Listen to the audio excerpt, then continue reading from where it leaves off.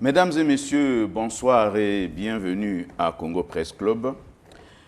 Le climat continue de s'alourdir au sein de l'opposition congolaise. Division, rivalité, concurrence entre leaders. En tout cas, le constat devient à la fois banal et dérangeant à quelques mois seulement de l'élection présidentielle de mars 2026. Tenez, Clément Mirassa expose, Tchatchi Mabiala explose, le premier taxe le second de double jeu, le second qualifie le premier d'opposant des réseaux sociaux. Que se passe-t-il réellement dans la maison? Qui donc a pu ouvrir la boîte de Pandore au point que les opposants au régime de Brazzaville se donnent ainsi en spectacle? Il est difficile de le dire. Tellement difficile que nous étions obligés, Serge Bruno Mienahata et moi-même, de faire venir ici à Congo Press Club M. Jean-Antoine Chris Walembo, président du CODEMA, Congrès des démocrates africains, coordonnateur général d'une des nombreuses plateformes de l'opposition, COPAR, Convention des partis républicains, et vice-président du dialogue national de Sibiti, qui avait eu lieu du 13 au 17 juillet 2015, naturellement à Sibiti, dans le département de l'Alekouni. Avec notre invité, nous parlerons également de J'assume. J'assume, c'est sous ce nom qu'est entré dans l'histoire le discours que prononça le président Denis Sassou Nguesso le 26 avril 1991, au plus fort de la conférence nationale souveraine qui dura du 25 février au 10 juin 1991. Vilipendé par une cohorte d'orateurs à la verve débordante et sans indulgence, Denis Sassou Nguesso se laissa faire et laissa la conférence nationale aller jusqu'au bout et le processus démocratique suivre son cours, en même temps qu'il assuma les errements de tous les hommes politiques depuis les indépendances. Chris Antoine Walembo, bonsoir. Bonsoir André. Serge Bruno Mienahata, bonsoir. Bonsoir. Chris Antoine Walembo, nous l'avons dit, est président du CODEMA, le Congrès des démocrates africains. Il est également coordonnateur d'une plateforme de l'opposition dénommée COPAR, Convention des partis républicains. Il était un peu partout, on en parlera tout à l'heure. Et lui a été vice-président du dialogue de Sibiti, le dialogue dont les conclusions ont débouché sur le référendum constitutionnel du 25 octobre 2015. Est-ce qu'on peut en parler quand même? Je vous remercie, André. Effectivement, en 2015, il y a eu un dialogue national convoqué à Sibiti parce que la constitution de l'époque ne donnait plus la possibilité au président Denis Sassou Nguesso de se représenter. Donc, les acteurs politiques, les acteurs de la démocratie avaient estimé qu'on pouvait en discuter. Alors, l'opposition avait donné son accord, pas dans son entièreté. Hein. Il y en a, les Tchatchi Mabiala par exemple, ne sont pas allés à Sibiti, les par Fabrice Kolela. Nous, on avait pensé qu'entre Congolais, il n'y avait pas de tabou, qu'on pouvait discuter de toutes les questions qui concernent notre pays. Et à l'époque, moi j'étais donc secrétaire général du CNR, le parti du révérend Pasteur Ntoumi, et en même temps son directeur de cabinet. Donc nous avons tenu une réunion au ZOU, c'est-à-dire toute l'opposition congolaise, et on avait décidé de prendre part à ce dialogue. Et donc, les pairs, les autres présidents des partis avaient estimé que c'est moi qui devais conduire la délégation de l'opposition. Et donc, il y avait 2 vice-présidents, un vice-président pour la majorité, le défunt Manoukou Kouba, qui était 2e vice-président, et un premier vice-président de l'opposition, Chris-Antoine Walembo, autour naturellement du doyen Obami Itou, André Obami Itou, le président du Sénat, qui avait donc eu la responsabilité de conduire ces débats-là. Bon, vous savez que ce dialogue était houleux, parce que les gens voyaient un agenda caché du PCT pour que le président Denis Sassou Nguesso, qui était arrivé au terme de son mandat, puisse remplir de nouveau. Donc ils avaient crié à la manœuvre politique. Nous avons pensé qu'on pouvait en discuter. Et moi, personnellement, je ne regrette pas d'avoir pris part à ce moment historique. Parce que d'abord, nous avons évité à ce dialogue l'option programmée par les détracteurs de la démocratie qui voulaient en faire une constituante. On était 600, 700 personnes, on devait décider de la valeur de la nation, c'est-à-dire changer ou non la Constitution, modifier ou non la Constitution. Et nous avons tout fait pour que la parole soit donnée au peuple au travers d'un référendum. Bon, on peut épiloguer sur la manière dont les choses se sont passées après, mais moi je pense que le dialogue de Sibiti a été une réussite. Les 24 recommandations qu'il avait inscrites, c'est-à-dire 12 pour la gouvernance électorale, 12 pour la réforme des institutions, sont un référentiel. Jusqu'à présent, ceux qui contestent, disons, la crédibilité des élections se réfèrent à cela. Donc, s'il n'y avait pas Sibiti, je pense que il y aurait eu pour le pays un rendez-vous manqué. Voilà, André, ce que moi je peux dire. Moi, je ne regrette pas d'avoir conduit l'opposition à Sibiti, et même si par la suite, les stratégies mises en place pour que les Congolais disent non au référendum n'ont pas prospéré, puisque vous savez que les hommes politiques de l'opposition avaient prôné le boycott, ce qui a donné un boulevard au PCT. Parce que la loi, c'est dans les urnes. Ils n'ont pas demandé aux Congolais d'aller voter. L'État s'est imposé et puis la Constitution a été révisée. Et puis le président Denis Sassou Nguesso s'est représenté et il s'est fait élire. Oui, Monsieur Chris-Walembo, vous avez dit que vous ne regrettez pas d'avoir été présent aux assises de Sibiti et vous ne regrettez pas d'avoir joué un rôle important à ce dialogue de Sibiti. Mais nous savons que vous avez toujours occupé des places assez importantes dans des partis d'opposition et vous avez eu une grosse gueule face au pouvoir en place. Alors, il y a une certaine opinion, notamment celle qui vient des partis de l'opposition, qui estime que vous avez trahi la ligne de l'opposition générale en faisant de sorte que vous avez ouvert la voie au président Denis Sassou Nguesso pour se pérenniser au pouvoir. Bon, ça, ce sont des incantations eschatologiques. Ça ne peut pas être démontré. Nous sommes une composante républicaine, c'est-à-dire une composante politique très respectueuse de la loi. C'est pas ça. Alors, est-ce qu'il y a eu référendum? Oui ou non? Il y a eu référendum. Est-ce qu'à Sibiti, les participants avaient acté l'organisation d'un référendum? Oui. Ceux qui crient à U et à Dia auraient pu venir à Sibiti et obtenir autre chose de différent ou de plus radical. Vous savez, il ne faut pas que le mal soit l'horizon de la société. Les combats politiques, il faut les mener, mais dans les règles. Donc dire que nous avons trahi parce qu'on est parti à Sibiti, ça va être démontré difficilement. Nous, on avait prôné, on avait voulu que les Congolais soient mobilisés pour dire non au changement de la Constitution.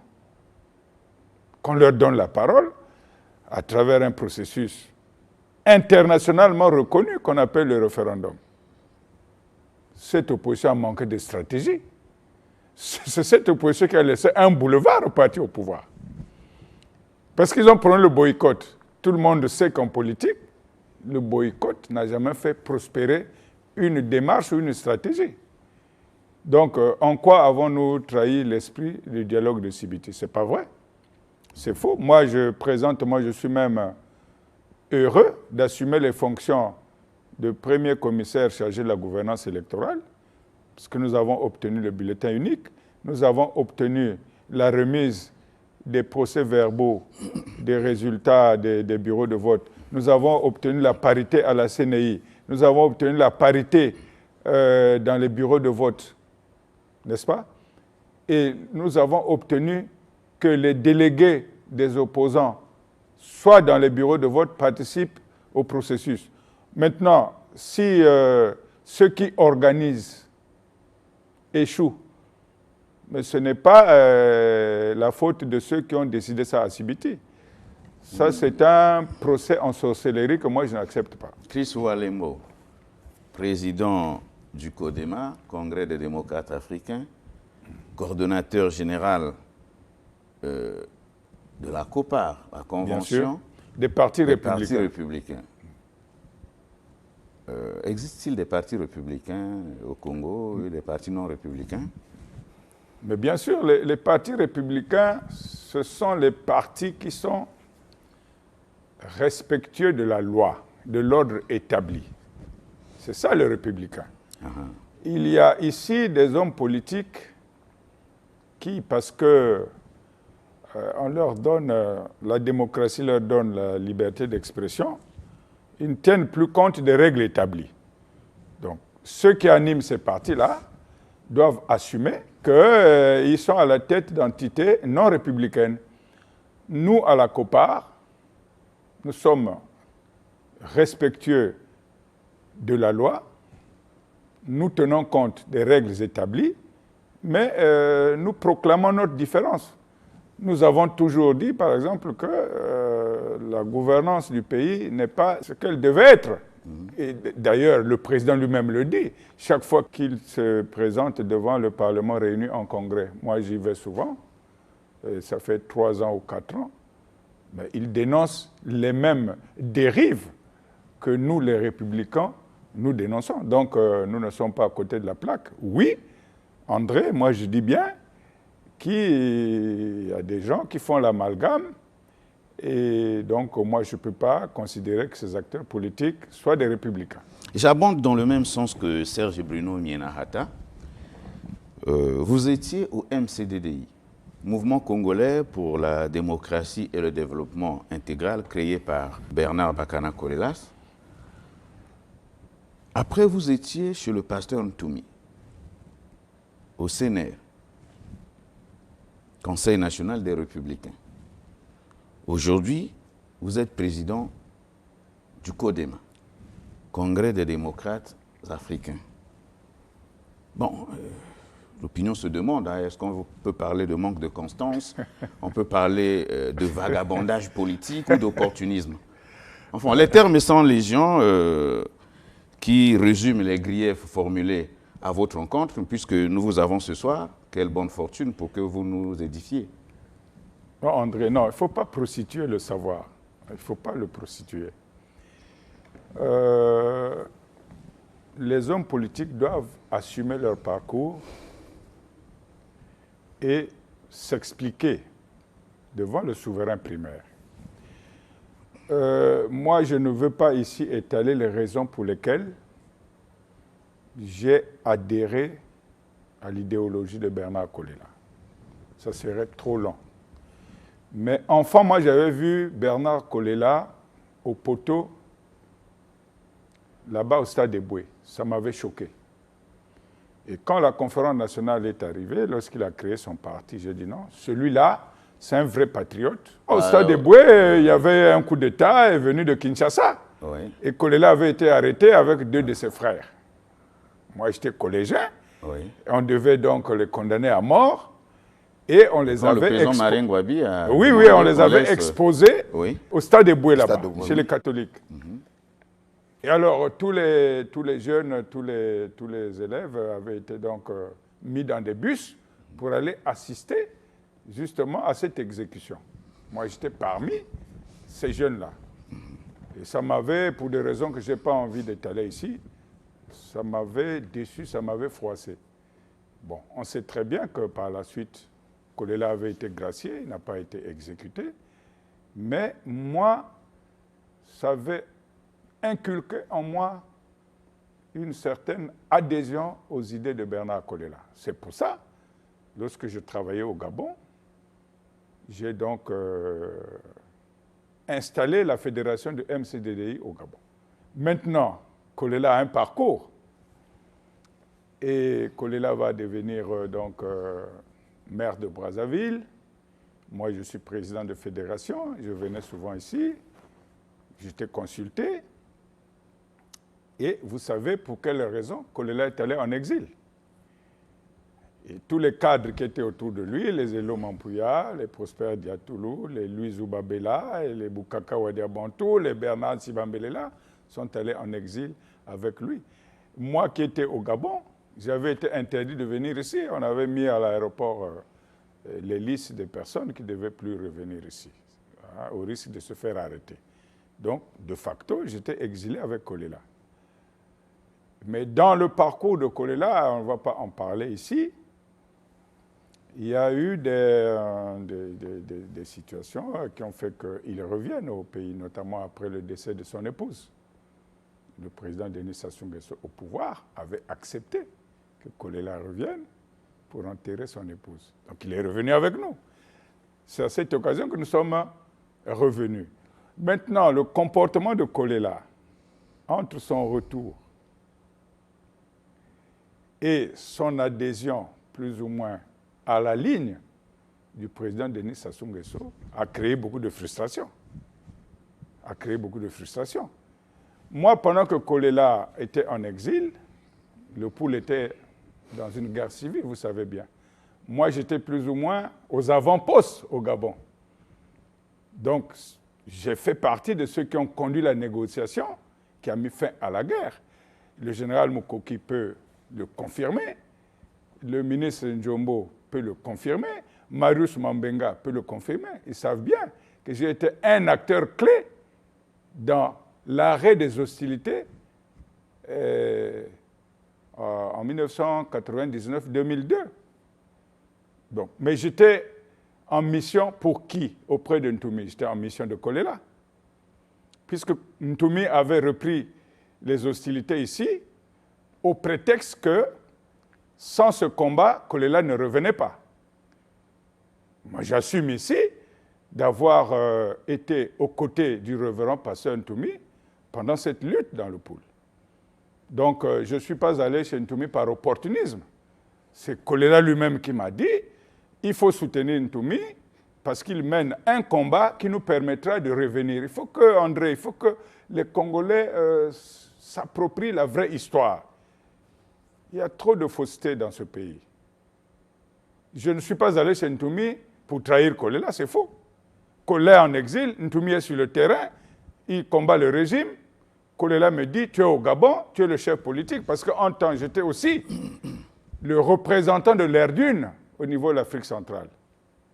Choisi par Pascal Lissouba, Joachim Yombi Opango et Kolela, qui sont allés en exil. Jean-Pierre Tissertikaya aussi. Mais bien sûr, tous ceux qui étaient partis parce en exil ont créé créé l'Erdune et moi j'étais... Non, l'Erdune est créée bien avant l'exil. Oui. L'Erdune est créée au plus fort de la guerre du 5 juin 1997. Bien parce sûr. que l'Erdune, c'est l'espace républicain pour la défense de la démocratie et de l'unité nationale. Bien sûr.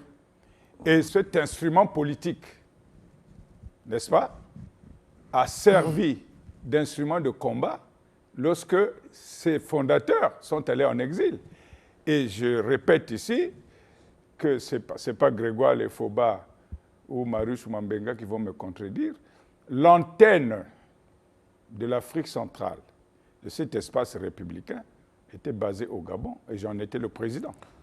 Voilà, donc je ne suis pas allé, il faut corriger pour les besoins de l'histoire, je ne suis pas allé chez le révérend Pasteur Ntoumi par calcul politique. J'y avais été recommandé par Bernard Kolela. Et lorsque Bernard Kolela décède, les rênes du parti sont confiées de manière népotique à ses enfants, ce que je n'ai pas accepté. Bon, on parlera et voilà, on parlera. Et donc, je suis allé... Mais vous avez quitté le pasteur Ntoumi après. Vous êtes allé créer votre... Mais là encore, il faudrait restituer l'histoire. Nous sommes... on ne dirait pas de vous que vous êtes un éternel mécontent. Non. Comme on entend partout. Il y a des règles. Ouais. Il y a des règles qui sont iconoclastes en politique. Il faut les respecter. C'est la tradition. Lorsqu'on suit un homme politique, on suit une vision. Mais lorsque la vision ne vous arrange plus, vous faites comment? Vous allez le trahir ou le quitter? Si vous avez un peu d'honneur, il faut avoir le courage de partir.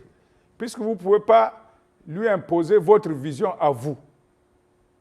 Donc, nous sommes le 12 novembre 2015, pour l'histoire, lorsque le révérend Pasteur Ntoumi m'appelle là-bas dans le district de Mayama, notamment en Bouambouri, pour me dire un certain nombre de choses que je n'ai pas trouvé convenables. Je n'ai pas trouvé ces choses convenables. C'est-à-dire qu'il devait contester l'élection présidentielle et le référendum et mener encore des hostilités. J'ai dit non. Nous sommes dans une logique de paix avec le président Denis Sassou Nguesso. Continuons à négocier pour obtenir certaines choses pour l'intérêt des Congolais. Je ne veux plus souscrire à une démarche d'hostilité dans ce pays parce qu'il y aura un retour du bâton dans le pool, forcément. Et je ne suis pas convaincu que cette façon de faire avec Guy Brice Parfait Kolela, Jean-Marie Michel Moukoko et les autres, va prospérer. J'ai fait la démonstration que ce n'était pas possible de chasser le président Sassou du pouvoir de cette façon-là. Ils ont fait ce qu'ils ont voulu faire, sans moi. Là aussi, j'avais des raisons objectives de partir, puisque les événements m'ont donné raison. Le président Sassou est toujours au pouvoir, la guerre a repris au pool, des maisons ont été détruites, des populations étaient encore dans la détresse. C'est moi qui ai eu raison. Le révérend Pasteur Ntoumi le sait. À ce moment-là, André, quelle était encore ma place dans ce dispositif? Moi, je suis prêt à discuter de ce que vous qualifiez de vagabondage politique avec qui que ce soit. Les raisons sont fondamentales et sérieuses. Très bien. Là, nous avons compris. Donc, il ne s'agit pas de décisions à la légère ou de calculs politiques. Nous avons compris, mais je voulais revenir sur une phrase que vous avez prononcée. Vous avez dit que le président Kolela, vous l'avez suivi parce que vous avez cru à sa vision. Et quand il est rentré, bon, il a pactisé avec le président Sassou et là, vous avez coupé. Alors, moi, je crois savoir que toute guerre finit toujours par des négociations. Souvenons-nous, en 1959, le président Youlou et le président Jacques Opango sont vraiment opposés. Alors, ils finissent par se tenir la main de la main pour cimenter la paix. Alors, nous sommes en 1993. Le pays brûle de nouveau. Le président Bernard Kolela et le président Lissouba s'entendent pour créer ce qu'on appelle cette plateforme des pays du Pou, les pays du Niari. Alors, on a fait la paix. En 1997, le président Bernard Kolela va en exil. Il revient. On réactive l'alliance MCDDI-PCT le 24 avril 2007 pour refaire la paix. En quoi cela vraiment été négatif pour vous? Bon, il faut être clair, on n'est pas opposant pour rester éternellement opposant. Moi, je pense qu'on fait de l'opposition pour arriver au pouvoir. Le président Kolela avait renoncé à un idéal, à un combat. Et beaucoup de ses compagnons n'ont pas accepté ça. Nous avons parlé à l'époque de compromission.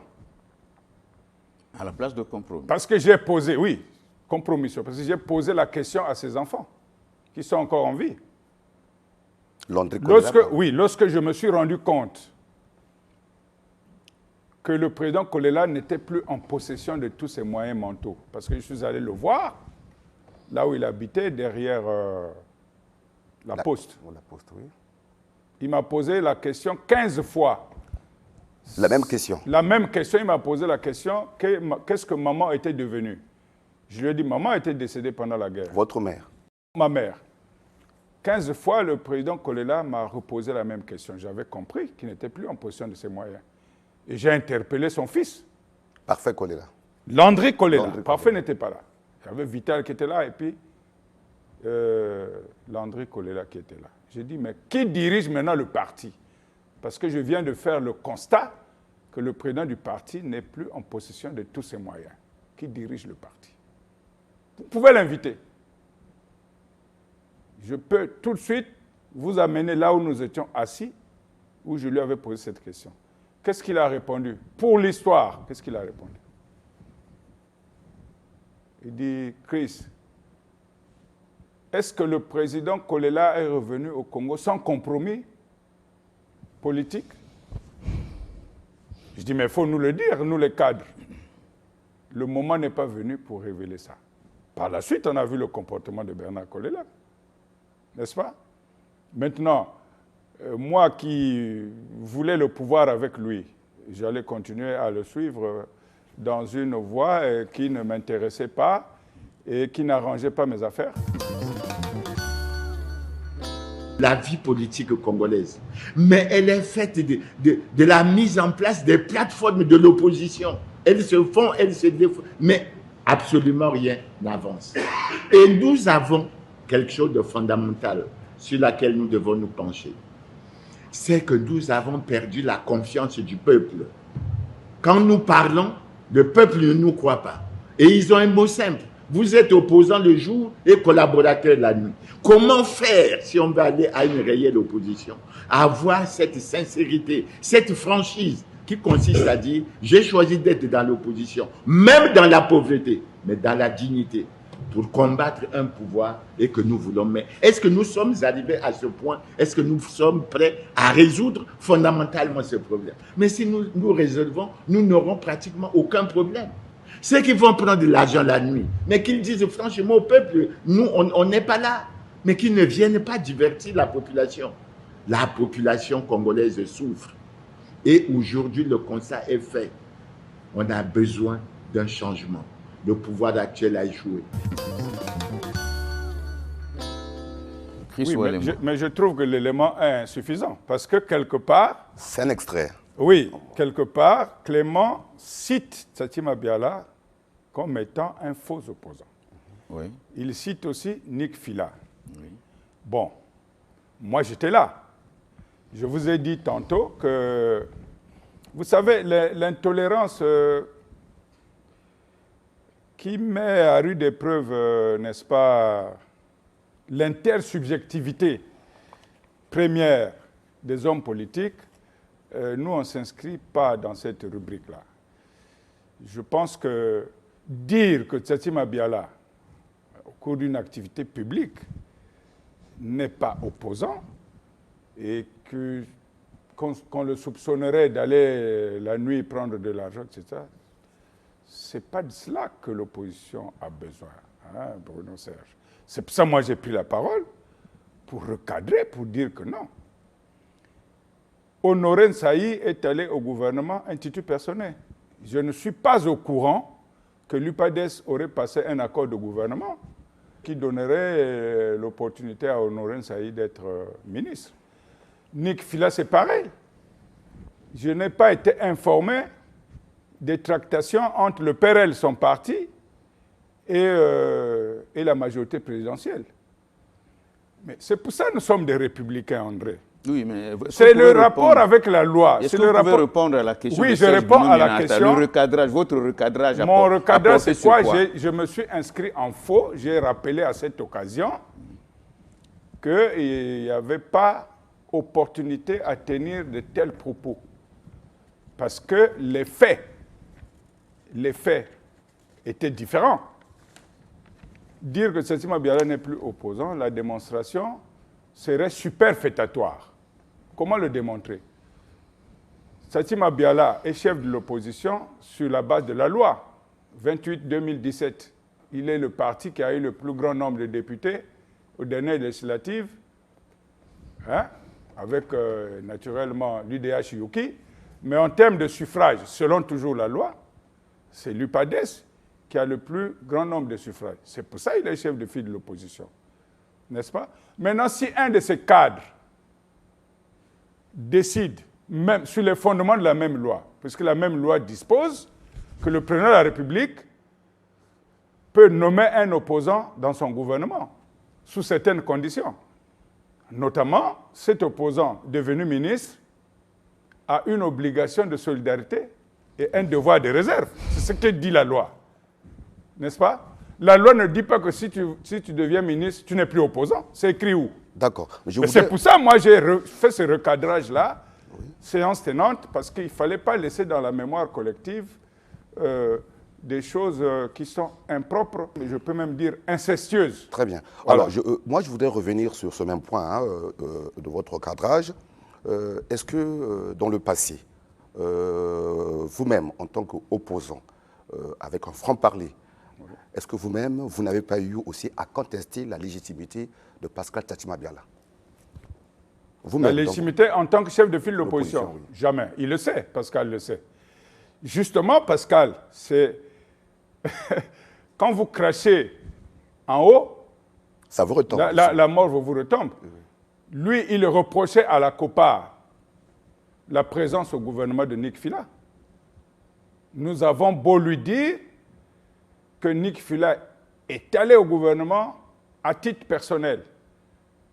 Bon, tu n'es pas bien placé pour dire que son parti, le PRL, n'est plus un parti de l'opposition ou que sa plateforme, la COPA, n'est plus une plateforme d'opposition.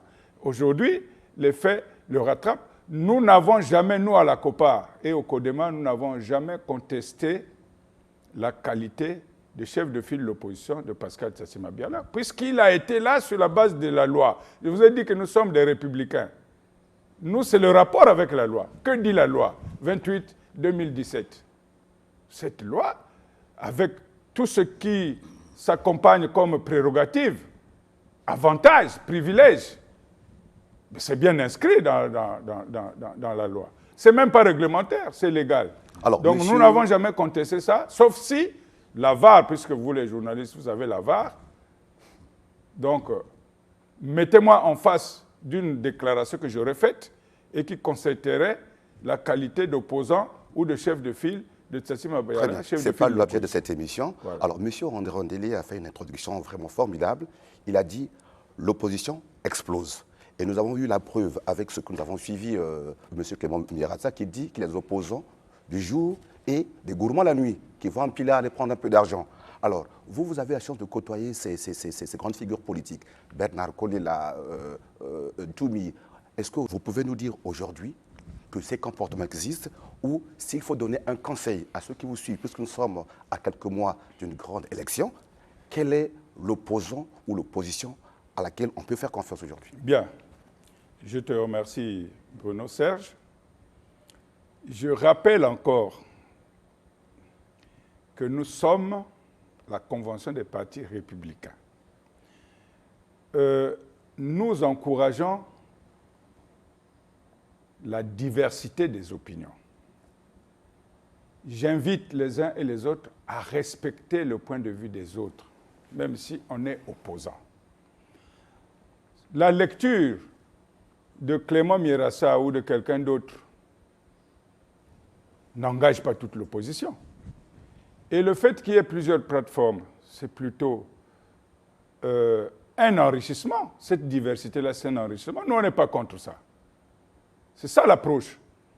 Mais nous ne sommes pas d'accord qu'au lieu d'affronter le pouvoir qui est là, parce que notre vocation, c'est naturellement de gérer la cité, les gens font ce qu'on appelle des querelles de clocher. Donc le rapport de l'opposition avec la cité est biaisé. Est-ce que c'est ça le combat? Le combat, c'est de dire Walembo, ce n'est pas un opposant. Demain après-demain, on va même nous reprocher de travailler. Nous sommes des Congolais, nous avons fait des études. Alors, si on nous donne des responsabilités dans notre pays, on ne peut pas les assumer. Donc, être opposant, c'est être là et dans l'oisiveté, passer son temps à critiquer Denis Sassou Nguesso, à critiquer le PC. Ce n'est pas du tout notre approche. Nous disons ceci, André, nous disons ceci, que les gens respectent la pluralité des opinions. Clément Mierassa a le droit de donner son point de vue, même si nous ne le partageons pas. Nous sommes des démocrates. Nous allons suivre le chef de file de l'opposition, Pascal Satima Biala. Sans doute réagirez-vous à ces propos? Bien sûr. Dans les réseaux sociaux, Clément Mierassa, un autre acteur de l'opposition, président du PSDC, ne cesse de charger Pascal Satima Biala, chef de l'opposition politique, le traitant d'un opposant à la sorte du pouvoir. Devant la presse, Pascal Satima Biala a brisé le silence et considère ses propos de diffamatoires et ont pour cause l'interprétation pesée de la loi numéro 28-2017 du 7 juillet 2017 déterminant l'opposition politique au Congo, ainsi que la décision numéro 009-AN-B-PS du 29 mars 2018 reconnaissant à Satima Biala la qualité de chef de l'opposition, d'où le rappel de ce mécanisme juridique. Le chef de l'opposition politique est le premier responsable du parti de l'opposition ayant obtenu le plus grand nombre d'élus à l'Assemblée nationale après le parti ou groupement politique de la majorité. En cas d'égalité de sièges entre deux partis de l'opposition, le chef de l'opposition politique est le premier responsable du parti ayant obtenu le plus grand nombre de suffrages exprimés de leurs élus, constatant que le premier parti est l'UPADES et son premier responsable est l'honorable Pascal Satima Biala. Celui-ci a été reconnu, je précise, reconnu comme chef de l'opposition politique. Pour Satima Biala, Clément Mierassa est un politicien de réseaux sociaux et simple accompagnateur d'autres leaders. Monsieur Clément Mierassa, qui se prend pour Jupiter alors qu'il n'est qu'un couard, incapable d'affronter le suffrage universel, même au plan local et encore moins au niveau national, devient le champion qui distribue les bons points entre les vrais et les faux opposants selon un critérium qui lui est propre. De mémoire des Congolais, le PSDC, son parti politique, et lui-même n'ont cessé d'être que de simples accompagnateurs d'autres leaders ou d'autres partis politiques à chaque élection présidentielle. Rappelez bien vous, avant-hier, Clément Mierassa était derrière Mathias Nzon. Hier, il était derrière Jean-Marie Michel Mokoko. Et aujourd'hui, pour 2026, il se prépare certainement à se positionner derrière un autre potentiel candidat. On se demande alors à quoi aurait servi la création pour lui de son parti. Pour Serge Bruno Mienata et moi-même, nos commentaires. Moi je dis que la réaction de Pascal Satima Biala est normale. Cette réaction est normale parce que ce n'est pas un complexe d'autopunition ou d'autoflagellation. Il se défend par rapport aux propos tenus par Clément Mierassa. Mais tout ça, ça ne grandit pas l'opposition. C'est ce que j'ai dit. Est-ce qu'on a besoin de présenter un tel spectacle aux souverains primaires que nous allons solliciter pour prendre le pouvoir et chasser le PCT? Est-ce que ce spectacle-là est rassurant? Je ne pense pas. Nous allons tout mettre en œuvre pour que les cloches s'éteignent et que la paix revienne. Mais je dis que autant nous n'approuvons pas les propos de Clément Mierassa le jour où Jean-Jacques a fait sa conférence du RDD, autant nous comprenons le réflexe de Satima Biala, parce que, vous savez, il ne faut pas que le parti politique devienne un instrument de repli identitaire. Hein? C'est ce qu'on appelle l'insignifiance. Ce n'est pas normal. Donc, nous avons d'autres combats, hein, André. À quoi et à qui faites-vous allusion quand vous dites qu'il ne faudra pas qu'un parti politique devienne un instrument de repli identitaire. À quoi et à qui faites-vous allusion? Nous jugeons les faits. Nous connaissons votre franc-parler, hein? Oui, oui, Et on l'a nous toujours jugeons loué. les faits. Quand on regarde bien, Tchatima Biala a dit que Clément Mirassa était de ceux qui ont déstabilisé Pascal Lissouba. N'est-ce pas? Et quand on regarde, puisque vous connaissez mon franc-parler, est-ce qu'ils sont dans la même zone géographique? On peut soupçonner que cette querelle de clocher ait d'autres fondements. Bon, mais nous sommes des Congolais. Voilà. Nous sommes des Congolais, nous devons prôner les valeurs de paix et de voilà. concorde Et nous nationale. avons la même zone géographique qui a C'est le Congo. 342 000 km² de superficie. Alors, moi, je voudrais revenir sur Mais cette intervention. André, ce n'est pas tous les Congolais qui se comportent comme des patriotes. On va éduquer, c'est Les notre gens rôle. pensent même que le pouvoir, c'est pour une ethnie, que le président de la République, c'est leur président. Le président de la République, c'est le président de tous les Congolais. C'est un faux Et nom. le ça, c'est pouvoir important, appartient c'est au souverain primaire. Cela est valable pour les opposants, comme c'est valable pour les gens de la majorité. Et lorsqu'on étale un tel spectacle devant les Congolais sont en droit de s'interroger. Voilà. D'accord. Alors, Je moi, crois je que vous- j'aurai une autre occasion, vous nous inviterez pour qu'il y ait la contradiction. Et puis nous allons, Ils vous nous suivent. irons dans les détails Ils vous suivent. pour donner un peu plus d'éléments. Très bien. Moi, je Clément voudrais Mirassa revenir, vous suit, Pascal Tchatima Biala Voilà. vous suit, et puis Et les autres leaders. qu'ils de suivent bien ce que j'ai dit, l'opposition. à l'un et à l'autre. Très bien. Je voulais revenir sur cette intervention du chef de file de l'opposition. Est-ce que vous ne trouvez pas qu'il a manqué de maturité, lui, en tant que chef de file de l'opposition? Alors, au lieu de rassembler, il vient répondre coup par coup. Est-ce que vous Mais, trouvez que c'est... mais Serge, je t'ai bien dit que nous, les Républicains, nous sommes respectueux des opinions des uns et des autres. Nous ne sommes pas là pour juger les gens. Tchatima Biala prend ses responsabilités en disant comme ça. Celui qui n'est pas d'accord, mais il y a des voies de recours, il y a la justice, etc. Ce n'est pas à Walembo de dire Tchatima Biala a bien parlé, Clément Mirassa a mal parlé. Walembo donne son point de vue.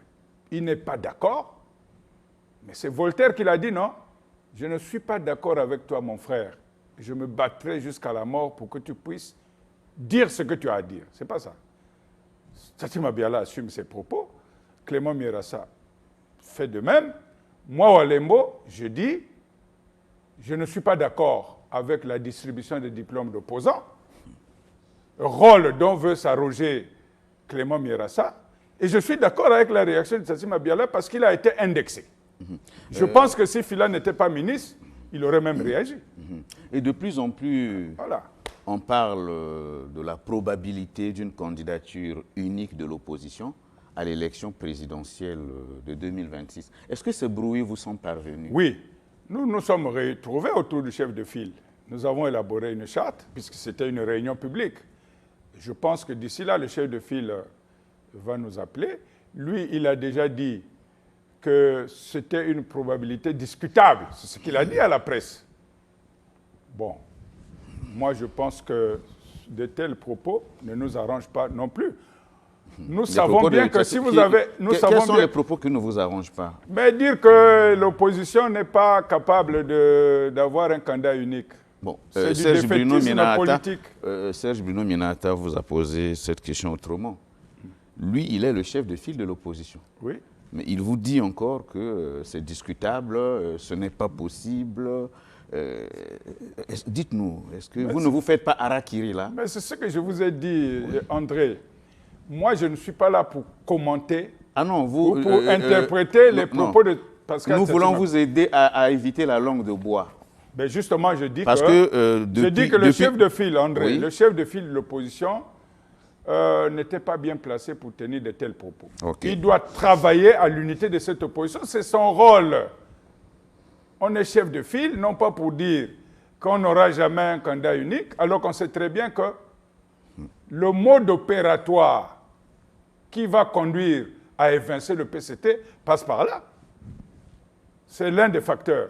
Vous n'êtes pas unis, vous n'allez pas battre une machine qui est là avec tout ce qu'on connaît comme dérive du point de vue de l'organisation des élections. C'est ça le problème. Donc l'unité de l'opposition est à rechercher. Et Tchatima Biala est un des maillons qui doit travailler à l'unité de cette opposition. C'est ce que nous lui avons dit. Donc j'espère qu'il a donné un sentiment, c'est le constat qu'il a fait, et nous respectons ce constat, mais l'idéal serait qu'on ait un seul candidat unique face à cette machine. Parce que si vous êtes dispersés, vous ne gagnerez jamais. Bon, Bruno, dis-moi, même aux législatives, moi, le CODEMA, je suis capable de mettre des délégués dans tous les bureaux de la Sangha, de la Likwala. Or, si nous regardons dans la même direction, si nous avons une communauté d'intérêts politiques, des partis mieux représentés là-bas peuvent défendre, peuvent être là-bas. Un détail de votre propos nous interpelle. Oui. CODEMA, vous n'êtes pas capable de placer un candidat dans la Likwala ou dans la Sangha et espérer gagner. J'ai dit ceci. S'il y a un candidat du CODEMA oui. dans la Sangha, n'est-ce pas? Nous avons des militants dans la Sangha. Oui. Mais ce serait une bonne chose qu'un parti de l'opposition mieux représenté là-bas accompagne le CODEMA. Pour dire que le CODEMA est suffisamment représentatif partout, ça c'est du mensonge, André. Moi, je ne mange pas de ce plat-là. C'est un jeune parti qui a des élus et qui aimerait grandir et qui reconnaît que sa représentativité au niveau national est en demi-teinte. Et donc, c'est un objectif, mais que nous n'avons pas encore atteint. Mais par contre, si vous avez des partenaires politiques, vous avez une communauté d'intérêts politiques, la surveillance des élections dans ces zones où vous êtes moins représentés, cette surveillance, je pense, serait plus efficace si vous allez unis. C'est ce que j'ai dit. Justement, André, tu as dit que je n'ai pas la langue de bois. C'est vrai. Si je vous dis que je suis suffisamment représenté dans la Sangha et dans la Likwala, vous serez fondé pour me dire, vous avez combien d'élus là-bas? Et à ce moment-là, je vous réponds quoi? Moi, je reconnais que le CODEMA, c'est un jeune parti qui cherche à grandir et qui a besoin de partenaires de l'opposition pour faire le monitoring des élections. Parce que le problème, c'est la surveillance des élections, puisque nous dénonçons la fraude. Je crois que je suis clair. Alors, moi, je voudrais poser cette question.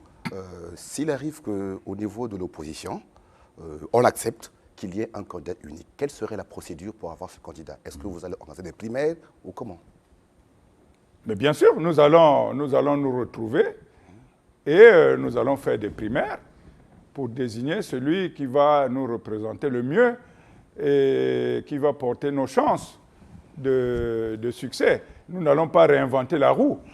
Et partout, là où il y a des élections, lorsque une entité, un groupement ou une plateforme veut avoir un candidat unique, c'est la même procédure. Okay. Nous n'allons pas... Bon, on verra bien, nous allons définir les règles du jeu, mais l'idéal serait qu'il y ait des primaires, que les présidents des partis, membres de cette plateforme, autour du chef de file de l'opposition, décident que, bon, c'est Walembo qui a les meilleures chances pour porter notre projet. C'est tout. Alors, et c'est un consensus. Bruno, la démocratie, ce n'est pas l'unanimité. Les gens veulent parler le même langage, les mêmes opinions, les mêmes... Ça, ce n'est pas la démocratie. C'est la diversité.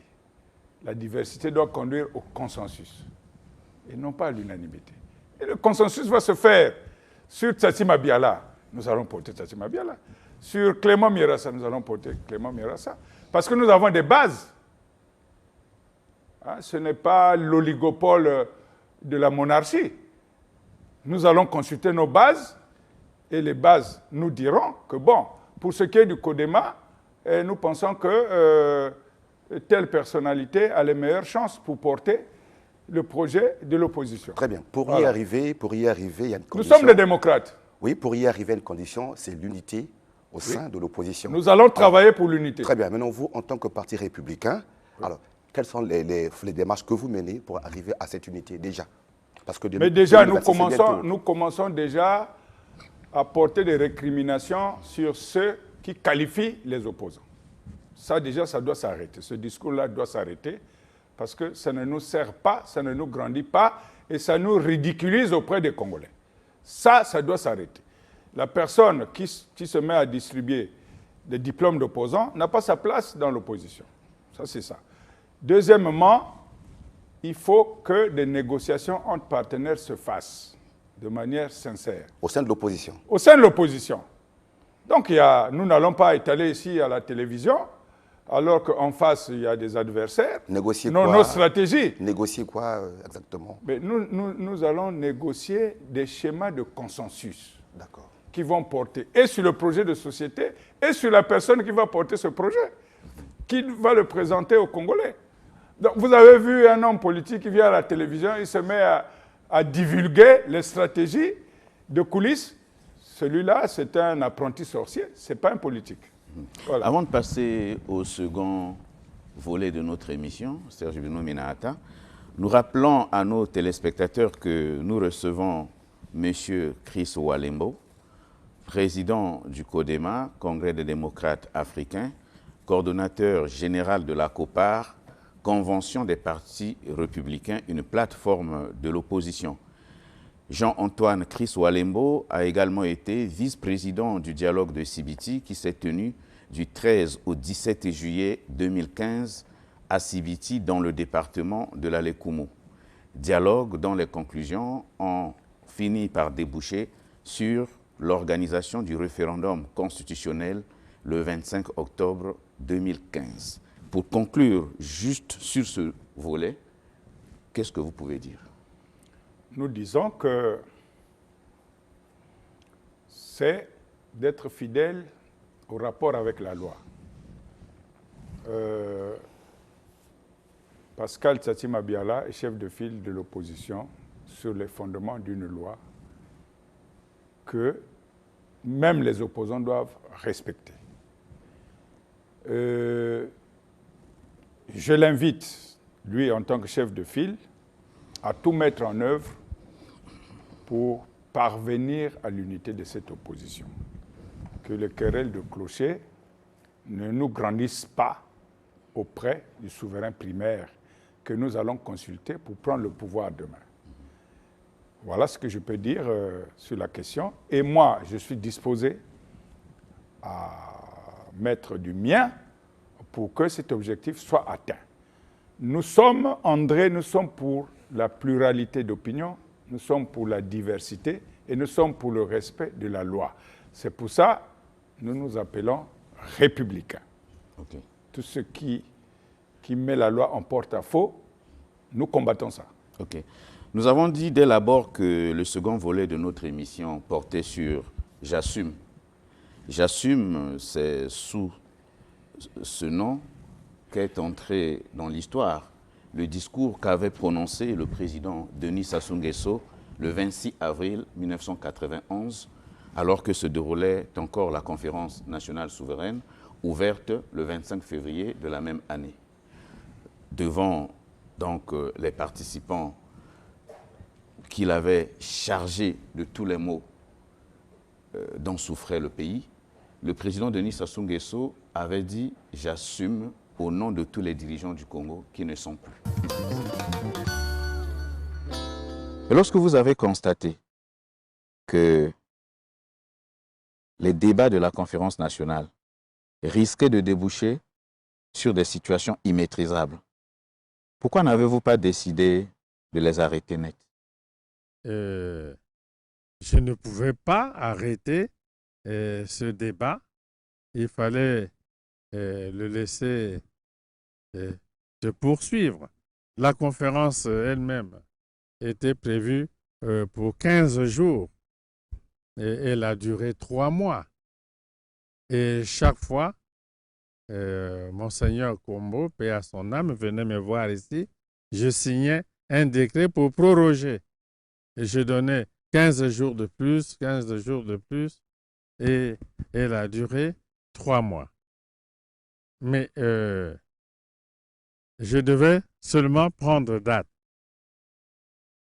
Laisser le débat se dérouler, mais prendre date. Moi, j'avais pris date en faisant cette déclaration. J'assume. J'assume. Voilà. J'assume. Voilà. J'avais pris date. Si vous lisez ce discours de la conférence et j'avais dit que on ne devait pas engager le processus pour créer de nouvelles divisions, de nouvelles tensions, laisser d'autres parties du peuple au bord de la route. Bon, que ce n'était pas dans les violences. Et j'avais dit que la conférence devait se dérouler sans un mort, sans un blessé, sans un prisonnier. Et je l'ai dit à la clôture de la conférence aussi. Et donc, j'avais pris date. Les événements qui se sont produits après la conférence, je crois si on les analyse bien, ils me donnent raison. Et pour ça, j'ai préféré prendre date et non pas arrêter la conférence. Voilà. 3 mois de débat et ça a coûté 3,5 milliards de francs CFA. Peut-être l'impréparation. En perdième. 3,5 milliards de francs CFA. En francs constants, si vous convertissez ça, ça fait beaucoup d'argent. Oui. Mais parce qu'il fallait payer les perdièmes aux gens. Il nous disait, écoutez, si ça, c'est ça qui va faire que notre pays soit uni, qu'il se développe, il faut aller au bout. Parce que quand la conférence nationale commence, tout de suite le président constate qu'en réalité, c'est une démarche pour l'évincer du pouvoir. Et on éludait les questions les plus importantes pour s'attaquer à sa personne, diffamer, vilipender, injurier. Il pouvait arrêter la conférence nationale. Il dit, je ne peux pas arrêter cette conférence nationale, puis c'est moi qui l'ai ouverte, c'est moi qui l'ai voulu, c'est moi qui l'ai convoqué. Il ne voulait pas se déjuger. Il ne pouvait pas se déjuger. Il n'est pas de nature à se déjuger. Il dit, la conférence continue. Mais il a fait preuve de beaucoup de tolérance, d'humilité. Il a vu les gens dire des choses insensées sur sa personne. Mais il est resté calme, il a dit, nous irons jusqu'au bout. Il avait à sa disposition la garde présidentielle. Donc, il y aurait eu les fusions de sang, c'est ce que le président Sassou n'a pas voulu. Il dit, je ne verserai pas les sangs de Congolais pour ça. J'ouvre la conférence, elle se termine. Et ce discours historique, j'assume, c'est un morceau choisi de l'éloquence politique qu'on devait enseigner dans les écoles politiques. Ah bon. Extraordinaire. Il vous a fasciné ce discours? Ah oui. Ah oui. Certains présentent ce discours comme le plus beau de l'ère Sassou I. Même Sassou II, parce que ça a montré la grandeur de l'homme. On ne peut pas être vilipendé à ce point, on ne peut pas être malmené à ce point, injurié, diffamé. Et puis venir dire, moi j'assume. En tant que dirigeant actuel, j'assume, n'est-ce pas? Le mal si mal, il y a eu des autres dirigeants qui m'ont précédé. Mais c'est quelque chose de fabuleux. Le calme du président Sassou a été beaucoup apprécié à l'époque. Ah oui, non, ça, qu'est-ce que vous voulez? On ne peut pas ne pas le reconnaître. Pendant 3 mois, les gens ont dit beaucoup de choses. Il a été chargé, je dirais même très chargé. Et tout n'était pas vrai. Dans un contexte comme ça, tout ce qui a été dit contre lui n'était pas vrai. Comme contre les autres aussi, n'était pas forcément vrai. Mais c'était une ambiance où les gens vraiment ont trouvé... Comment je peux appeler? C'était le défoulement. Mais pendant 3 mois, il est assis à la résidence. Il écoute tout ça. On ne peut que reconnaître qu'il a fait preuve de calme pour écouter tout ça. Il a fait preuve de calme jusqu'à la fin des travaux. Et quand il a prononcé la fameuse phrase « j'assume », une phrase qui resterait dans l'histoire, parce que c'est lui le président en exercice lorsque la conférence nationale se tient. Massamba Deba n'est plus là. Yulu n'est plus là, c'était les 2 présidents. Ngouabi non plus. Ngouabi n'est plus là. C'est quand même lui, et il dit « j'assume ». C'était honorable, et ça mérite d'être félicité, ça je le dis sincèrement. Parce que ce n'est pas souvent que les gens font leur autocritique, même si c'était une tradition, on parle d'autocritique, hein, mais des gens qui disent, bon ok, moi je suis président en ce moment, on s'est adressé à un pouvoir, les autres ne sont pas là, il y en a qui sont même morts, mais je prends tout sur moi. Mais quand rendez-vous fut pris à la fin de la conférence nationale souveraine, vous savez combien d'actes ont été pris? Des centaines. 276 actes. Combien ont été mis en œuvre? Allez-y. C'est vous le ministre de C'est l'Intérieur. pour dire que la conférence nationale souveraine a été une grosse caisse de résonance, où chacun voulait se mettre en vedette. Certains voulaient même faire leurs premières armes politiques pour probablement se positionner dans le futur. C'est à cause de ça que je disais que chacun est venu à la conférence nationale souveraine, probablement avec son agenda, un agenda caché. Chris Walembo, j'assume, prononcé un certain 26 avril 1991 par Denis Sassou Nguesso. André, lorsqu'on fait des jugements politiques, il faut s'en tenir aux faits. Le président Denis Sassou Nguesso était au pouvoir. Vous connaissez le mouvement de la bolle qui a conduit au balayage de certains régimes, notamment francophones. Le Congo était dans le monopartisme, avec toutes ces dérives que nous n'allons pas énumérer ici. Donc, beaucoup de choses ont été dites à la conférence. Est-ce que le président Denis Sassou Nguesso était en mesure d'empêcher ça, compte tenu de la tendance internationale qui était observée? Certains disent oui, puisqu'il était au pouvoir. Il avait tous les moyens de l'État. Mais dans les faits, les gens se sont exprimés à la conférence nationale, librement. Et Denis Sassou Nguesso n'a pas envoyé des gens là-bas pour mettre en œuvre des techniques de bâillonnement. Ça, c'est quand même à son honneur aussi. Bon, il y a eu beaucoup de récriminations sur les violences politiques, les assassinats, et même l'absence de démocratie, l'absence de multipartisme, le syndicat unique. Beaucoup de choses ont été dénoncées là-bas. Mais on ne peut pas dire, si on est objectif, que tous ces mots-là n'étaient imputables qu'à Denis Sassou Nguesso quand même. Il y a eu des présidents avant qui avaient été aussi chassés du pouvoir.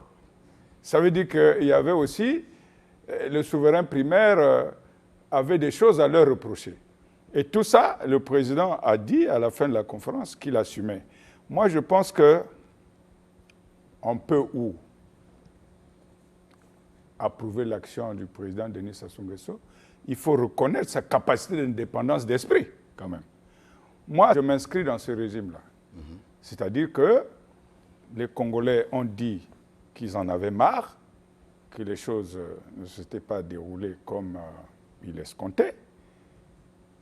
Denis Sassou Nguesso est aux affaires. Il constate que ses prédécesseurs ne sont plus. Ils sont même décédés. Il assume tout ça pour apaiser le peuple et les événements lui ont donné raison. Bon, maintenant, je pense que vous allez ouvrir un autre chapitre ici pour qu'on parle des acquis, des regrets, de ce qu'on peut imputer à la conférence nationale souveraine. Ce n'est pas le débat ici. C'est l'un des prochains numéros. Voilà, donc nous pensons que, bon, nous ne le côtoyons pas beaucoup, compte tenu de notre position. Mais moi, je soutiens ici que le président Denis Sassou Nguesso est un homme de parole. Okay. Et il l'avait prouvé à cette occasion. On n'est pas d'accord avec son action politique. On peut critiquer sa gouvernance. On peut dire telle chose. Bon, sur la façon dont il dirige l'État, son parcours, sa longévité au pouvoir. Mais à ce moment, parce qu'il y avait la masse critique, le pays pouvait exploser. Lui, je pense qu'il avait trouvé les éléments de langage adéquats pour apaiser. Bon, par la suite, j'ai entendu là qu'il y a des choses qui se sont déroulées après la conférence qui n'étaient pas bien pour le pays. Et moi, je mets un bémol. Ce n'est pas parce que la conférence nationale s'est tenue que le pays a connu encore d'autres explosions, d'autres guerres. Ça, là, nous y reviendrons. Mais je l'assume du président. dans les faits, cet assume-là a fait ses preuves. Okay. Puisqu'il y a eu un atterrissage en douceur, il y a même eu une élection que Denis Sassou Nguesso a perdue. Maintenant, la gestion chaotique du pouvoir de Lissouba par la suite, certains disent que c'est le PCT qui avait savonné la planche, mais ça, c'est un autre débat. Très bien. En tout cas, moi, je reviens encore pour reconnaître au président de la République sa capacité d'indépendance d'esprit. Parce qu'il n'était pas obligé de tenir de tels propos. Il pouvait dire autre chose. Très bien. Il a dit qu'il assume les dérives de Youlou, les dérives de Massamba Deba, les dérives de Marien Ngouabi, etc., parce que c'est lui qui est resté en vie et c'est lui qui avait la charge de la nation. Est-ce qu'on ne peut pas lui reconnaître ce mérite-là? Si on est vraiment objectif.